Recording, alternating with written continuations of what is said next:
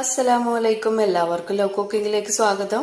ഇന്നൊരു ഷവർമ ഫില്ലിംഗ് തയ്യാറാക്കിയാലോ.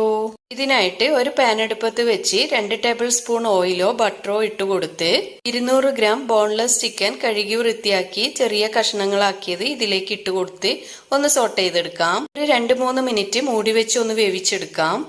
ഇനി ഇതിലേക്ക് 1 ടേബിൾ സ്പൂൺ ഇഞ്ചി വെളുത്തുള്ളി പേസ്റ്റും, ഒരു ചെറിയ സവാള എരിഞ്ഞതും, ഒരു തക്കാളി ചെറുതായി എരിഞ്ഞതും, 1/4 കപ്പ് ക്യാപ്സിക്കം അരിഞ്ഞതും, 1 കപ്പ് കാബേജ്, 2 ടീസ്പൂൺ ഉപ്പും ചേർത്ത് ജസ്റ്റ് ഒന്ന് വഴറ്റിയെടുക്കാം. 1 ടീസ്പൂൺ മുളക് പൊടി, 1 ടീസ്പൂൺ കുരുമുളക് പൊടി, 1/2 ടീസ്പൂൺ മല്ലിപ്പൊടിയും ചേർത്ത് ഒന്ന് വഴറ്റിയെടുക്കാം. 2 ടേബിൾ സ്പൂൺ നല്ല കട്ടിയുള്ള തൈര് കൂടി ചേർത്ത് യോജിപ്പിച്ചെടുത്തതിന് ശേഷം ഫ്ലെയിം ഓഫ് ചെയ്യാം.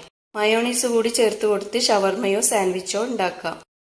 അസ്സലാമലൈക്കും. എല്ലാവർക്കും ലവ് കുക്കിങ്ങിലേക്ക് സ്വാഗതം. ഇന്നൊരു ഷവർമ ഫില്ലിംഗ് തയ്യാറാക്കിയാലോ. ഇതിനായിട്ട് ഒരു പാൻ അടുപ്പത്ത് വെച്ച് 2 ടേബിൾ സ്പൂൺ ഓയിൽ